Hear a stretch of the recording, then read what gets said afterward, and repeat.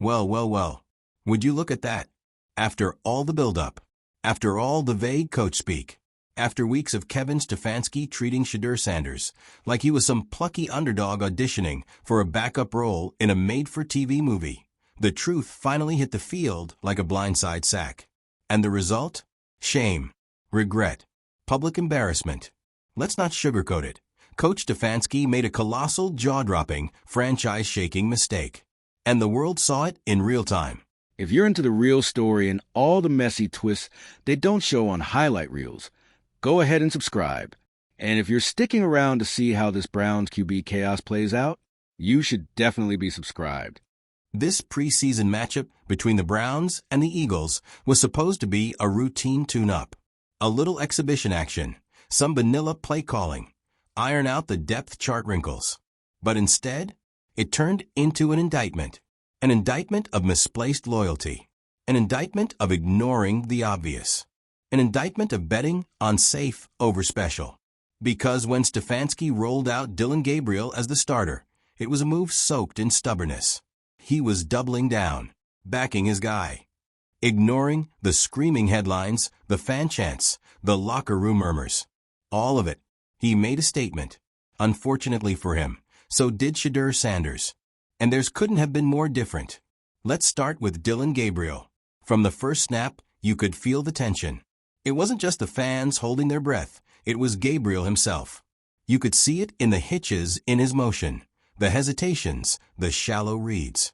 He came out like a quarterback playing not to fail, throwing 5-yard checkdowns on 3rd and 9, rolling out of clean pockets, flinching at phantom pressure. The offense sputtered. No rhythm. No spark, just a series of wasted downs and polite punts. And then, because the football gods love irony, came the mistakes. First, the fumble. A blown read option, and Gabriel tried to tuck and scramble. Instead, he coughed it up like a rookie at his first college party. Eagles scoop it, flip the field. Suddenly, it's 3-0, then 6-0. And every Browns fan watching from their living room is already reaching for the remote. Then came the pick, a cross-body throw into double coverage that screamed desperation. No touch, no vision, just a heave and a prayer. Picked off clean. And for the record, it wasn't the receiver's fault. It wasn't pressure. It was just bad. Meanwhile, Stefanski stood on the sideline doing that coach thing. You know, arms folded, lips tight, pretending to evaluate while clearly seething. And you could feel it. That realization, that sinking stomach drop of, oh no, I might have just cost myself the locker room. Because, while Gabriel was unraveling, guess who was warming up on the sideline? Shedeur Sanders. The moment he stepped on the field, the crowd came alive. Not with cheers exactly, it wasn't that kind of game, but with electricity. Like the air had changed. Like everyone watching suddenly remembered what real quarterback play actually looked like. And Shedeur? He didn't flinch. The first series was methodical, calm, like he'd done this 1,000 times before. Quick outs, smooth footwork, reading the defense like it was subtitles on a rerun. By the second drive, he was cooking. He drops back, feels pressure, climbs the pocket, and delivers a 28-yard strike between two defenders like it was nothing. Perfect timing, perfect trajectory, a throw that made you sit up straight. And more importantly, a throw that made the sideline sit up straight. Receivers ran sharper routes. The O-line gave him an extra second. The huddle got tighter. This wasn't just about skill, it was about leadership, presence. Shedeur took the wheel, and the whole vehicle started moving smoother. Midway through the second quarter, down 6-0, he drives the Browns downfield in 10 plays. Mix of run-pass, all smart, all under control. Then, in the red zone, bootleg right, squares his shoulders, and fires a dart for the touchdown. Just like that, 7-6 Browns. And you could almost hear the fan base exhale. There he is. Meanwhile, back on the bench, Gabriel had his helmet off, staring at the turf like it had answers. And to make things worse, cameras caught him shrugging at teammates. Word on the sideline was that he wasn't getting enough support. That's the kind of talk you expect from a guy who just threw 3 touchdowns and barely lost. Not someone who turned the ball over twice and gave up field position like it was charity. Compare that to Shedeur, who didn't point fingers once. He got hit hard in the third quarter, helmet to chest, knocked back 5 yards. What did he do? Popped up, nodded to the lineman, who missed the block, and kept going. No drama. No attitude. Just next play mentality. That's the difference between talk and leadership. Between excuses and execution. By the end of the game, it wasn't even close. Final score? 22-13 Browns. Not exactly a blowout, but the difference on the field was obvious. The Browns weren't just better with Shedeur, they looked like a real team. And after the final whistle, you already know who got swarmed by the media. Reporters didn't even glance at Gabriel. They made a beeline for Sanders, who gave his usual measured, humble answers. I just do my job. My teammates make me better. I'm learning every day. Classy, calm, mature. Meanwhile, in the post-game presser, Stefanski looked like a man who had just been served his own words on a silver platter. He tried to play it cool. We'll look at the film. Both guys showed something out there. Blah, blah, blah. But his eyes said it all. He knew. He made the wrong call. In front of the fans. The team. The entire league. And that's the part no one can ignore now. Because this wasn't just a bad start, it was a bad choice. A coaching decision that exposed a deeper issue. Stefanski's fear of the new. Of change. Of letting go of the reins and handing them to the obvious leader. And now, he doesn't just have to answer to the media. He has to answer to the locker room. To the guys who saw one quarterback lift the team and another sink it. To the players who now know who gives them the best chance to win. And if Stefanski trots Gabriel out again next week, if he dares to pretend this performance didn't just flip the quarterback room upside down, he's not just coaching on borrowed time. He's coaching on a countdown. Cleveland has waited decades for this. Not just for a winning season, but for a reason to believe. A quarterback who brings more than stats. A leader. A presence. A player you build around. Shedeur Sanders gave them that. In one game. And if the Browns don't recognize it soon, they don't deserve him. But you better believe someone else will. Because stars like Shedeur don't come around often. And when they do, you don't let them rot on the bench while you play politics. You put the ball in their hands. And you let them cook. At this point, pretending like there's a competition is just insulting. Everyone saw what happened. There's no mystery. No nuance. No gray area. Dylan Gabriel looked like a guy still trying to memorize the playbook. Shedeur Sanders looked like a guy writing the playbook. But what did we hear from Coach Stefanski after the game? That classic, safe, PR-filtered line. We're going to evaluate the tape. We're proud of both quarterbacks. Sir, proud? One of your quarterbacks tossed a fumble and an interception in back-to-back possessions like he was running a giveaway contest. The other orchestrated 2 touchdown drives with surgical precision and the poise of someone who's been quietly preparing for this moment his entire life. What are we evaluating? Is this a team or a trust fall experiment? The problem here isn't just the wrong QB getting the start.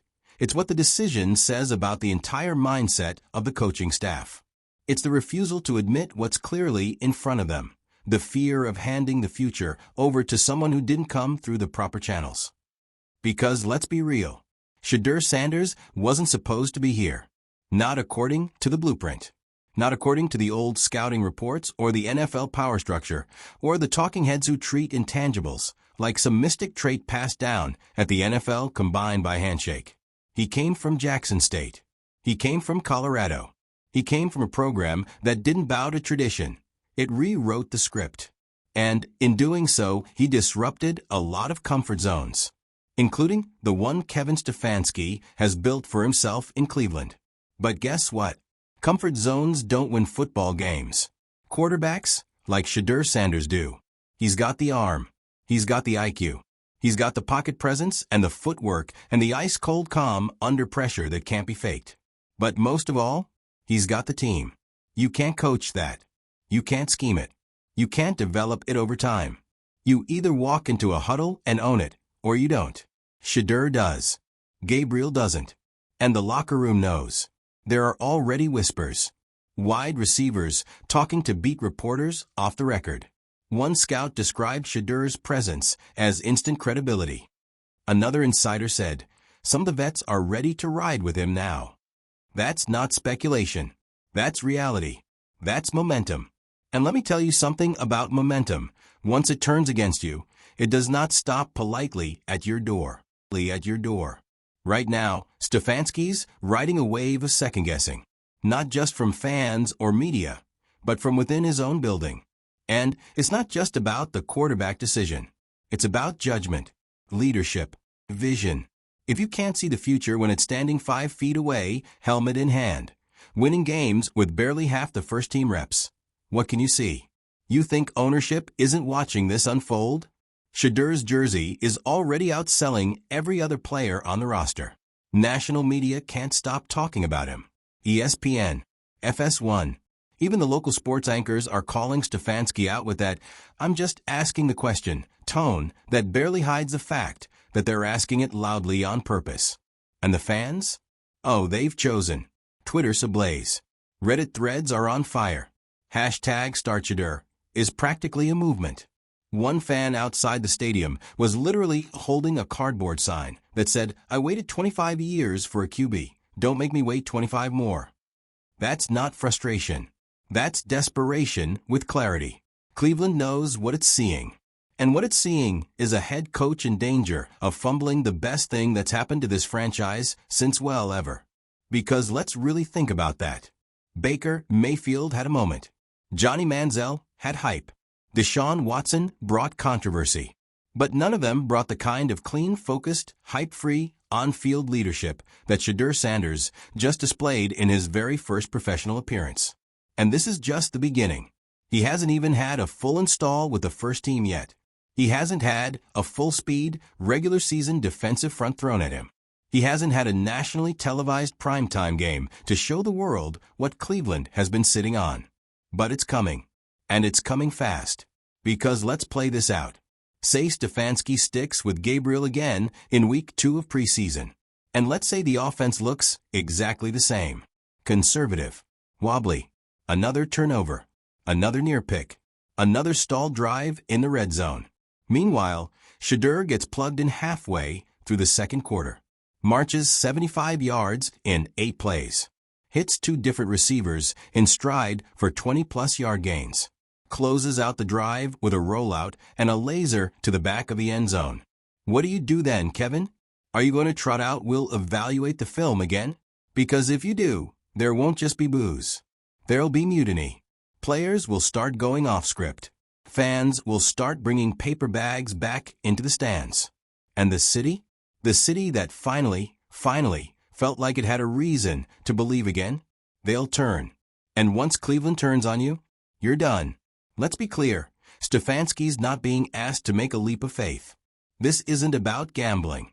This is about reading the room. And right now, the room is screaming. Start the kid. Start the leader. Start the quarterback who doesn't blink when the pocket collapses. Who doesn't point fingers when a play breaks down. Who doesn't need to scream to get his guys to lock in because they already respect him. Start the quarterback who gives you a chance to win. Not just in the preseason, not just in the stat column, but in the hearts of the locker room, in the stands, in the long overdue, bruised and battered soul of Cleveland football. Shedur Sanders isn't just the right guy. He's the only guy right now. And if Kevin Stefanski can't see that, the Browns are going to make sure the next head coach does. Because this isn't just about redemption anymore. This is about revolution. And here's the wildest part. Even after watching it all unfold, live, brutal, undeniable, there's still this weird tension hanging in the air. Like the organization knows it has a diamond in Shedur Sanders, but they're scared to admit it. Scared to fully pivot. Scared to look the world in the eye and say, "We were wrong." Why? Because doing that means tossing ego aside. It means Stefanski has to stand at a podium, take a deep breath, and say the 4 hardest words in football. I made a mistake. But let's be honest, he did. He didn't just pick the wrong guy to start. He picked the wrong narrative to believe in. He bet on comfort over courage, system over spark, and Dillon Gabriel over the quarterback, who had clearly seized the moment weeks ago. And you know who noticed? The locker room. That's the part people outside the team underestimate. Players see everything. They know who's dialed in. They know who commands a huddle. They know who actually has it, and who's just out there winging it while the coaches coach him up. So when Gabriel laid that egg in the first half and Shedeur walked in like a seasoned vet in the second, you better believe heads turned. We're talking about elite athletes here. Professionals who live on feel and instinct. When a quarterback changes the entire energy of the offense, when he delivers in the clutch, when he makes the sideline believe something is happening, you can't fake that. You can't teach it. You either have it or you don't. And Shedeur has it in spades. The way the defense stood taller with him on the field. The way the receivers fought for extra yards. The way the offensive line stopped false starting every other play and actually started holding their blocks an extra half second. That's not just coincidence. That's chemistry. That's leadership. Now let's talk brass tacks. If this game was a job interview, Shedeur walked in wearing a three-piece suit and gave a TED Talk. Gabriel showed up with a half-filled resume and spilled coffee on his tie. There is no quarterback competition anymore. There's a quarterback controversy Stefanski created by not recognizing the inevitable. And now he's got a decision to make. Because the NFL world is watching. Not just analysts. Not just fans. Other coaches. Other players. Other quarterbacks. The next few days will define not just the Browns season, but Stefanski's career in Cleveland. If he backpedals, if he deflects, if he tries to ride this out with some "we like what both guys bring to the table" nonsense, he's going to lose more than games. He's going to lose the locker room. Because you can't ask men to sacrifice everything for a team that refuses to play its best players. You can't ask professionals to believe in accountability when you won't hold yourself to the same standard. You can't preach competition and then ignore the guy who just won it in front of the entire football universe. And let's talk about the fans, because holy hell, they're already done with the charade. Social media is in flames. Browns Reddit is a war zone. People are pulling out historical stats, saying things like, only in Cleveland do you bench the best QB performance in 10 years for the guy with the lowest preseason QBR in the league. There are memes. Oh, are there memes? Shedeur on a throne. Gabriel in a Walmart cart. Stefanski photoshopped as a blindfolded game show contestant yelling, "I picked door number 3." It would be hilarious if it wasn't so tragically on brand. Because this is exactly how Cleveland's sports tragedies have always started. Not with a fumble or a bad kick, but with pride. With the refusal to admit the obvious until it's too late. But maybe this time there's still hope. Because what happened on that field wasn't just a win, it was a revelation. It was a statement, loud and clear. I'm him. Shedeur didn't shout it. Didn't celebrate like a rock star. Didn't post a cryptic tweet. He just played the game. Played it like he's been doing this his whole life. Like he belongs. And he does. He belongs as the Browns' QB1. He belongs on the posters, the highlight reels, the primetime promos. He belongs in that starting lineup not because he's flashy or famous, but because he's earned it. Through poise, precision, patience, and production. Now it's on Stefanski to match that maturity. To look in the mirror and make the right call. Not the comfortable one. Not the one that saves face. The one that saves the season. Because if he doesn't, if he sticks with Gabriel, if he pretends that first half meltdown never happened, if he gaslights the city with another week of QB roulette, then this won't be just another coaching misstep. It'll be the misstep. The one that defines his Cleveland legacy. The one that gets whispered about years later like Baker versus Tyrod, or we passed on Mahomes. The one that turns Coach Stefanski into former Coach Stefanski. Because that's the pressure now. This isn't just about giving Shedeur his shot. It's about keeping yours. You've got the quarterback. You've got the team behind him. You've got the city begging you to do the right thing. So what's it gonna be? Is Kevin Stefanski the guy who leads Cleveland into a new era of football? Or is he just another name in a long, painful line of what could have beens? The choice is his. But time's running out. And Shedeur Sanders? He's already ready. And here's the twist no one saw coming. Shedeur's not waiting. He's not asking for permission. He's not politicking in interviews. He's not throwing shade or demanding the spotlight. He's simply doing what most rookies only dream of, forcing the hand of the franchise by being undeniable. That's the real problem for Stefanski now. He didn't just make a mistake, he made a mistake on national display. And now he has to deal with a quarterback who made the whole thing look easy. And Shedeur? He's sitting at his locker after the game, jersey stained, arms iced, reporters crowding him. And he's answering every question like a CEO in a boardroom. Calm, professional, humble. Every answer ends with credit to the team. No digs. No, I told you so. But the subtext? Oh, it's loud. You saw what I just did. Now, what are you going to do? And that's what's backing Stefanski into a corner. It's not media pressure. It's not even fan pressure, though that's boiling over too. It's performance. Cold, hard, irrefutable performance.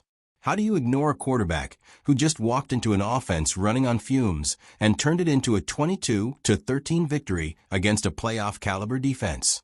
How do you tell your locker room, nah, we're going with the guy who fumbled and threw picks instead? You don't. Not if you want to keep your job. Not if you want to keep the players' trust. Not if you want to win football games. Because that's what this comes down to now, winning. Not optics. Not pedigree. Not who sat in more meetings or knew the playbook longer. Winning. And there's only one quarterback on this roster who proved he can do that right now. So Stefanski's got two options. He can try to spin the story. Call it a learning moment for Gabriel. Say they're easing Sanders in. Say both guys bring something different to the table. Or he can walk into that locker room, shake Shedeur's hand, and say the words that everyone, players, fans, analysts, even ownership, are dying to hear. You're our starter now. It's not just the right move. It's the only move. Because in the NFL, windows don't stay open long. And when a player like Shedeur Sanders walks through that door and delivers like that, you either build around him or get bulldozed by the future. There's no more pretending. There's no more stalling. This team has a quarterback. His name is Shedeur Sanders. And if the Browns want to be more than just a headline again, it starts with putting the ball in his hands and never looking back.